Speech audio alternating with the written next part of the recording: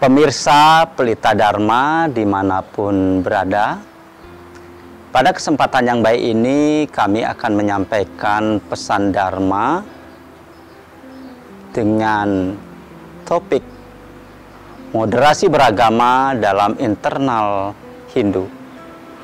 Sebelum kami memulai, sebelumnya kami mengucapkan salam panganjali, Om Swastiastu. Bapak Ibu, pemirsa Pelita Dharma dimanapun berada, kenapa topik ini penting untuk disampaikan?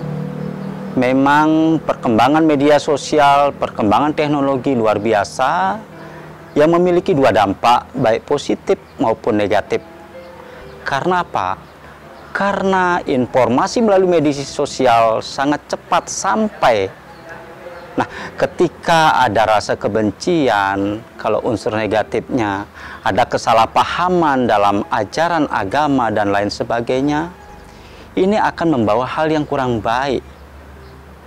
Bisa jadi orang tersebut karena dipengaruhi oleh literasi agama dan beragamanya yang masih lemah atau rendah. Nah, untuk itu Bapak Ibu, umat sedharma dimanapun berada, maka literasi beragama dalam internal Hindu perlu untuk kami sampaikan. Bapak Ibu umat sedharma, Pelita Dharma dimanapun berada, kami akan menyampaikan dari yang pertama tentang siapa kita sebagai manusia Hindu. Dalam susastra Hindu dijelaskan bahwa manusia memiliki 3 badan.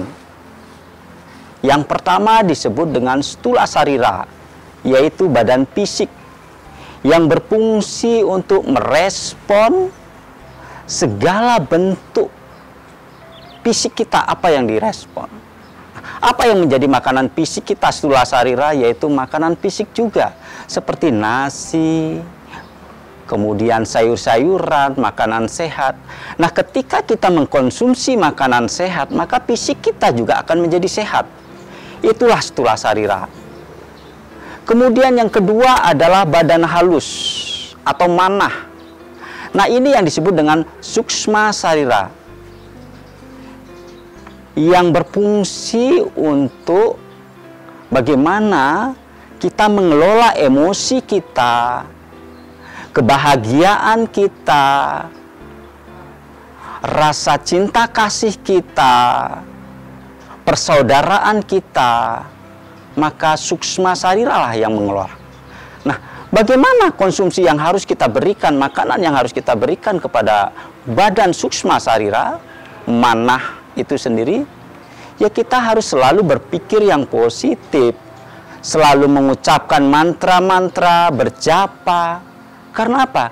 Karena badan kita ini, suksma sarira ini sangat cerdas.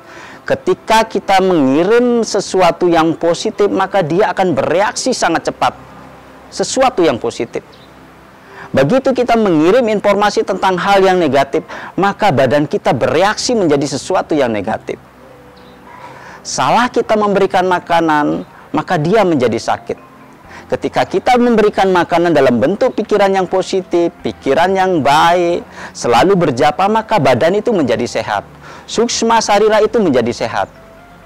Itu yang kedua. Kemudian yang ketiga adalah badan penyebab atau intelek, yang berfungsi untuk membedakan mana yang baik, mana yang buruk. Nah, disinilah badan-badan inilah yang harus kita berikan makanan. Apa yang harus kita suguhkan kepada badan penyebab atau budi atau antahkarana sirira? Nah, yang perlu kita suguhkan adalah perilaku-perilaku yang bijaksana. Nah, ketika badan ini memiliki satu kesatuan yang tidak dapat dipisahkan, ketika kita memungsikan ketiga badan itu, itulah yang disebut dengan orang yang literat. Literat beragama, literat memahami nilai-nilai ajaran agamanya. Nah, maka dari itu, literasi agama dan literasi beragama itu sangat penting untuk kita pahami dan kita implementasikan dalam kehidupan sehari-hari. Bapak Ibu umat sedharma yang berbahagia, apa itu literasi beragama? Seperti tadi sudah kita sampaikan tentang contoh-contoh badan yang kita miliki. Dalam susastra Hindu, bahwa pengetahuan itu terbagi menjadi dua. Ada yang namanya parawidya, ada yang namanya aparawidya. Begitu kita memulai pemahaman literasi agama dan beragama dari parawidya, pengetahuan spiritual, maka dia akan bersentuhan dengan sikap spiritual. Contoh literasi dari sikap spiritual itu adalah bagaimana tentang nilai-nilai kejujuran di dalam kita, sikap untuk peduli terhadap orang lain, santun, taat kepada ajaran agama kita yang humanis, untuk bisa berkolaborasi dengan orang lain, mengedepankan kebersamaan, nilai-nilai ketuhanan di setiap seseorang perlu kita hargai dan kita hormati. Itu sentuhan literasi agama dan beragama dalam pengetahuan parawidya atau spiritual. Kemudian yang kedua adalah, ada yang namanya kelompok yang kedua adalah pengetahuan aparawidya, pengetahuan sains, pengetahuan duniawi. Peradaban pendidikan sekarang sedang menggalakkan, memberikan pendidikan yang berpusat pada nilai-nilai karakter, tentang literasi. Nah, bagaimana sentuhan literasi dalam dunia modern menurut aparawidya, pengetahuan sains atau pengetahuan duniawi? Ada beberapa pengetahuan di sana. Yang pertama, orang itu dikatakan literat ketika dia bisa memahami data atau informasi yang mereka dapatkan. Nah, itu yang disebut dengan literasi data. Jadi misalkan ketika kita mendapatkan informasi atau data, tidak seketika itu kita men-share kepada orang lain, padahal belum tentu kebenaran data itu. Kemudian yang kedua, ada yang namanya TIK.